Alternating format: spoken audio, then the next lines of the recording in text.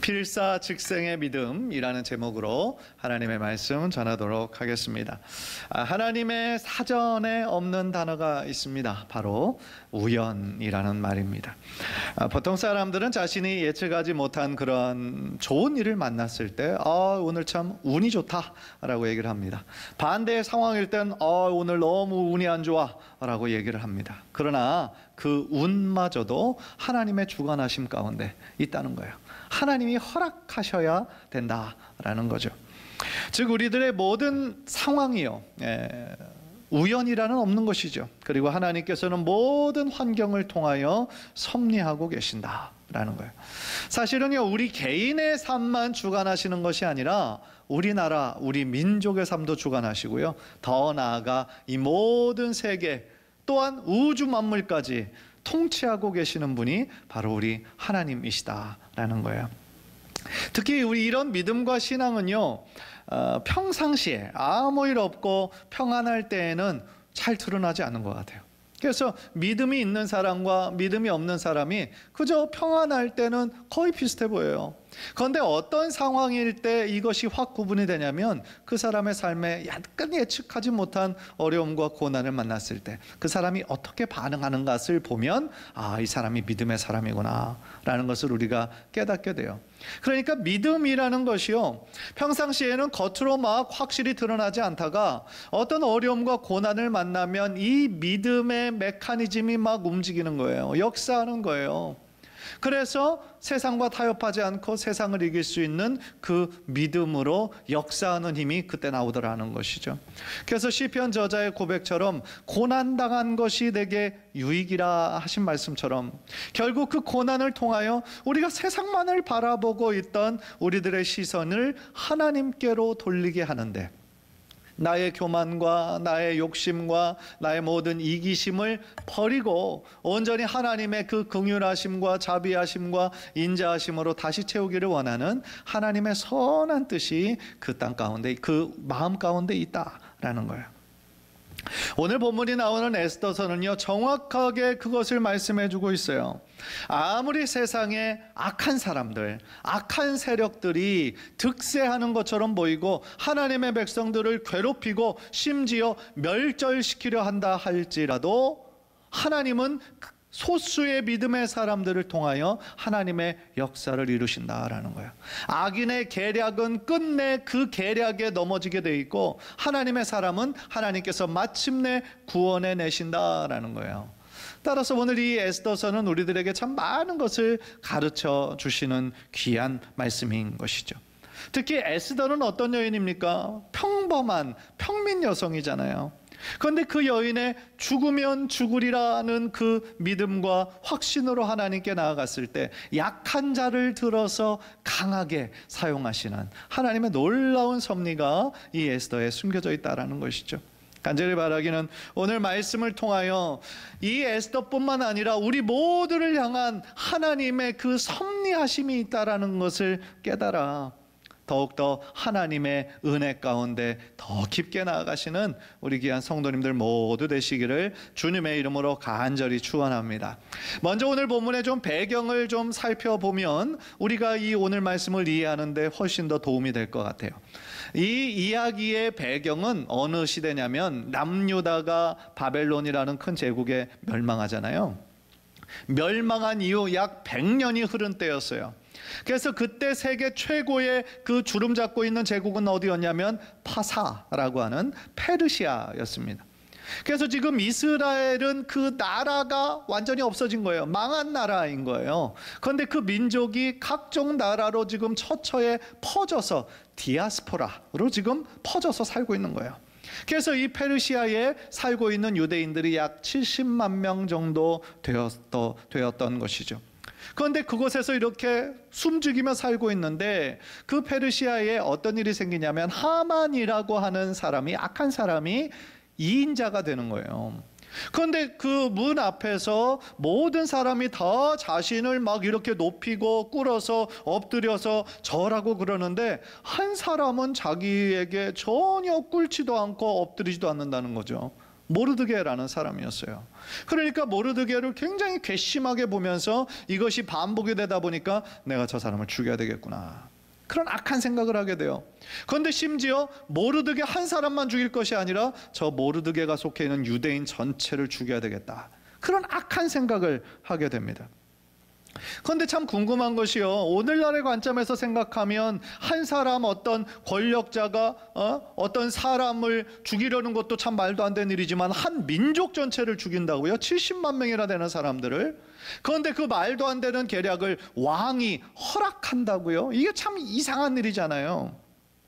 그 질문을 가지고 3절을 보니까 이 하만이 어떻게 하냐면 왕을 속여요. 어떻게 속이냐면 이 유대인들이 이 왕의 명령을 지키지 않습니다. 법을 따르지 않습니다. 이 유대인이란 민족이 지금 왕에게는 백해무익합니다. 전혀 필요 없습니다 라고 막 모함을 한 거죠.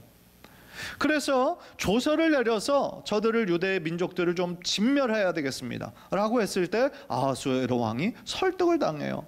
그런데 실제로 아하수에로 왕이 더 마음을 움직였던 내용이 있어요. 그게 뭐냐면 3장 9절 이후에 나와요. 왕이 옳게 여기시거든 조서를 내려 그들을 진멸하소서. 내가 은 1만 달란트를 왕의 일을 맡은 자의 손에 맡겨 왕의 금고에 드리리이다 하니, 이 뒷부분이었어요. 아하수에로는 유대 민족에 대해서 관심이 없어요. 관심이 없는데 그가 관심이 있는 것은 뭐였어요? 은 1만 달란트를 왕의 금고에 채워드리겠다 하는 거예요. 여러분, 근데 은 1만 달란트 하면 얼마나 큰 금액인지 감이 안 오잖아요. 그런데 이게 얼마나 큰 금액이었냐면 당시 페르시아의 전체 가지고 있는 돈의 금액 중에 3분의 2에 해당하는, 국고의 3분의 2에 해당하는 금액이었다는 거예요. 그러니까 오늘날 대한민국 1년 예산이 있다면 3분의 2에 해당하는 금액을 지금 이 하만이 왕에게 주겠다. 그러니까 이 왕의 마음이 확 바뀌어버린 거죠. 그러니까요, 이 돈 때문에 지금 아하수에로 왕은 유대 민족을 멸망시키라는 그거에 넘어간 거예요. 그러니까 당시 페르시아 제국이 어떤 상황이었냐면 그리스와의 전쟁을 한번 치름으로 인해서 국고가 바닥이 난 상태예요. 돈이 여러 모양으로 필요한데 돈이 없어요. 그리고 당시 절대 군주들은 사람의 생명 하나를 굉장히 그냥 가볍게 생각하는 경향이 있었죠. 그렇다면 그 하만이 그렇게 많은 돈, 그 나라의 3분의 2다 해당하는 돈을 줄 수 있을 정도로 그러면 정말 엄청난 재력가였나? 사실은 그렇지 않았다라는 거예요. 지금 그의 머리에는 어떤 계략이었는지 아십니까? 70만 명의 유대인들을 다 죽이고 유대인들에게 속했던 재산이 있잖아요. 그 집을 다 빼앗아야 되겠다라는 생각까지 지금 하고 있는 것이었죠. 그것이 3장 13절이에요. 이에 그 조서를 역졸에게 맡겨 왕의 각 지방에 보내니 12째 달 곧 아달월 13일 하루 동안에 모든 유다인을 젊은이 늙은이 어린이 여인들을 막론하고 죽이고 도륙하고 진멸하고 또 그 재산을 탈취하라 하였고, 그 재산을 다 빼앗겠다는 거예요. 다 죽인 다음에. 이 얼마나 악랄하고 참 악한 이 악인의 생각이었습니까? 그러니까 옛날이나 지금이나 지금 지배하고 있는 논리는 뭐예요? 돈의 논리인 거죠. 돈의 논리.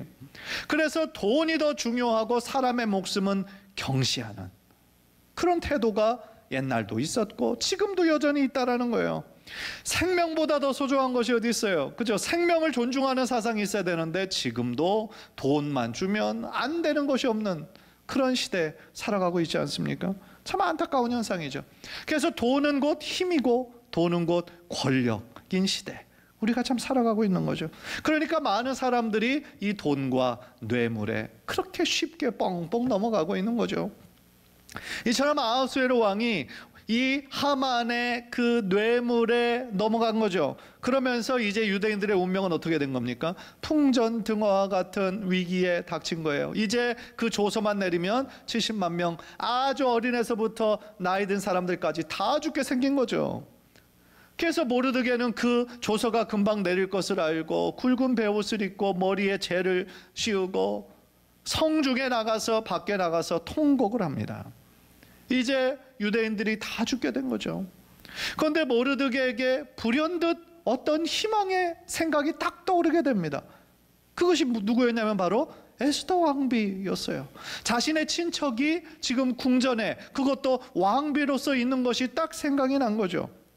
그런데 모르드게는 다른 사람들이 흔히 생각하는 것처럼 어떤 높은 지위에 있는 사람을 내가 아니까 그 사람을 통하여 일을 좀 쉽게 해결해 봐야 되겠구나, 그런 차원이 아니었죠. 혈연을 이용해서 좀 이 상황 위기를 좀 극복해 보려는 마음이 아니라, 에스더가 왕비의 자리에 오른 것이 혹시 하나님께서 이 때를 위해서 유대인들을 구원해내기 위해서 이 에스더를 그 왕비의 자리에 오른 것이 아니었겠는가라고 그 사건을 믿음으로 해석을 했다라는 것이죠. 저는 바로 그 점이요, 이 모르드게를 믿음의 사람의 반열로 올려놨다라고 생각해요. 왜냐하면 우리들의 인생 사는 데 있어서 정말 중요한 것이 뭔지 아십니까? 우리들의 인생에 많은 일들 만나잖아요. 그런데 그 모든 사건과 그 모든 어려운 일을 어떻게 해석할 것인가? 우리들의 인생은 뭐에 달려 있는지 아십니까? 우리들의 인생을 어떻게 해석할 것인가에 달려 있다라는 것이죠. 즉 우리가 만나는 일을요, 이 인생의 많은 일들을 어떻게 해석할 것인가에 따라서 우리들의 인생의 향방이 너무나 달라질 수 있다라는 것이죠.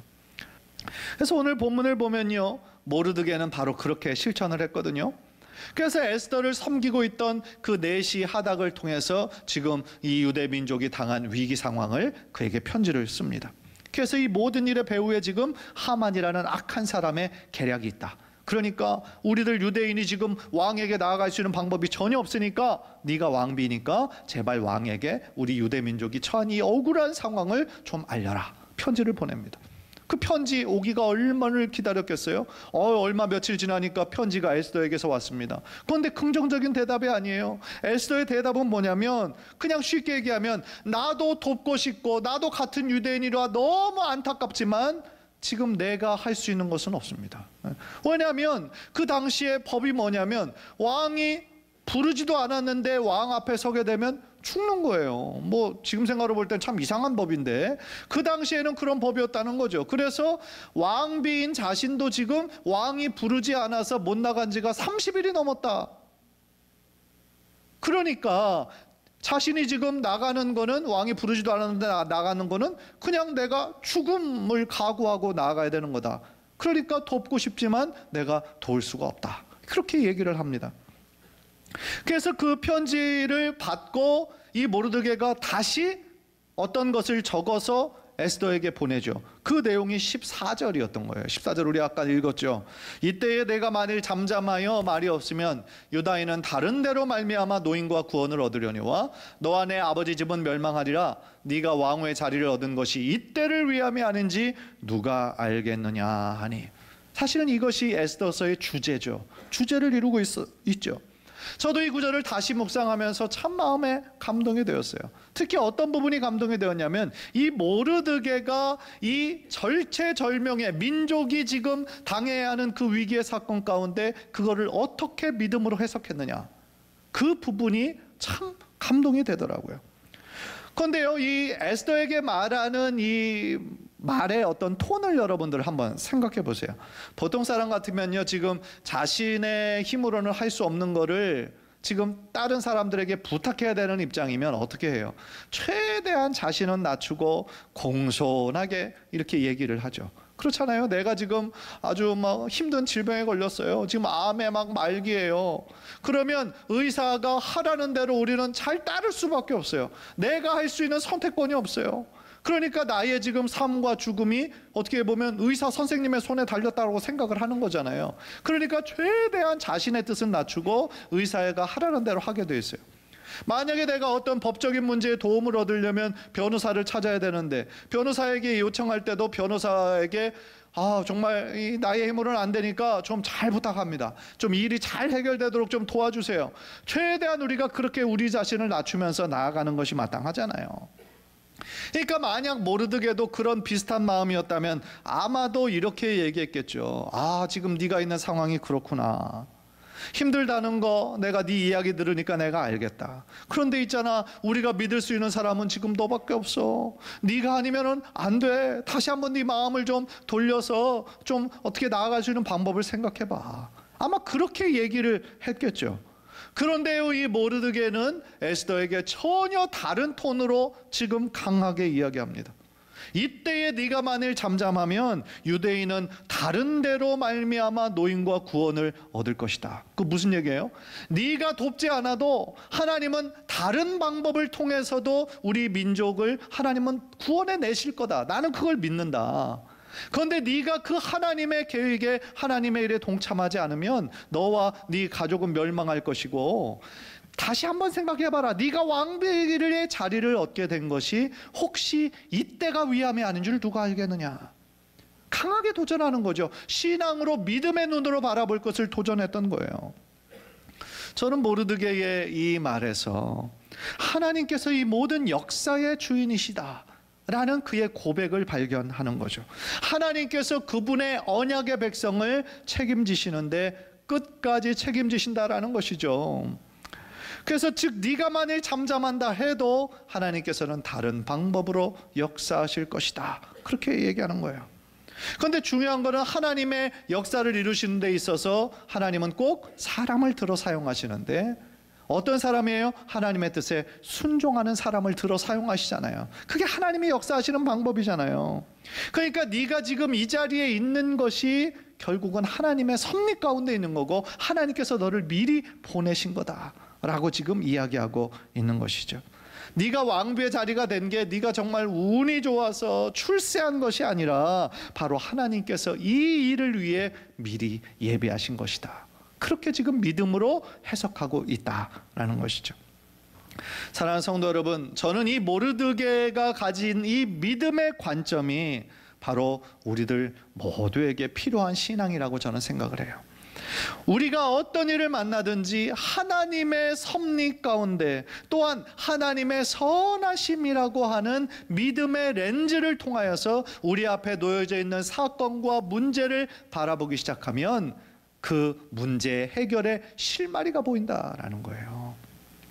그러나 안타까운 거는요, 많은 크리스찬들이 비록 교회는 다니고 있지만 어려움과 고난에 믿음으로 대처하는 방법을 잘 모르시는 것 같아요. 그래서 작은 낙심이 막 절망으로 이어지고 더 이상 회복할 수 없는 지경까지 마음을 잃어버리시는 분들도 있는 것 같아요. 그래서 어떤 고난을 만났을 때 이게 이제 끝이구나, 막다른 골목이구나, 절망하는 분들이 많이 계세요. 그러나 하나님께서 여러분들에게 원하시는 것은 그런 모습이 아니에요. 절망하면서 이게 끝이구나 그 자리에서 주저앉는 것을 하나님께서는 원하시는 것이 아니에요. 정말 그 사람에게 있는 문제는 그 문제가 아니라 내가 정말 끝났다라고 하는 그 패배감이 문제라는 거예요.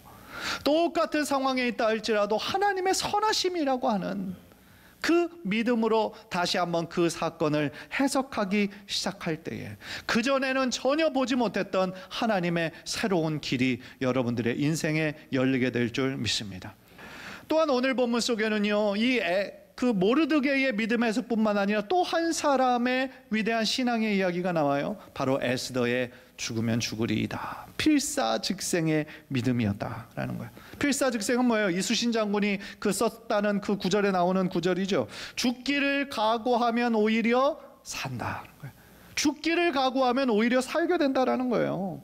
그러니까 에스더가 죽으면 죽으리이다, 필사즉생의 믿음으로 나아갔을 때 에스더가 죽었어요?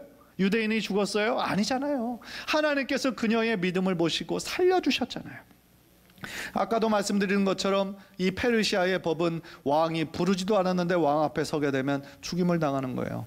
유일하게 살 수 있는 방법은 왕이 금호를 그 사람에게 내밀을 때 살 수 있는 거예요. 얘기할 수 있는 거예요. 그런데 정말 이 여성이 자신의 민족을 위하여 자신의 목숨을 걸고 이렇게 왕 앞에 나아가야 되겠다 결단하는 거 쉬운 일이에요? 쉽지 않죠. 자신의 목숨을 제일 먼저 생각하잖아요. 그러니까 나와는 상관없는 일이 될 수도 있지만 그 하나님의 섭리임을 알아 목숨 걸고 왕 앞에 나아간다는 거 쉽지 않은 결단이에요.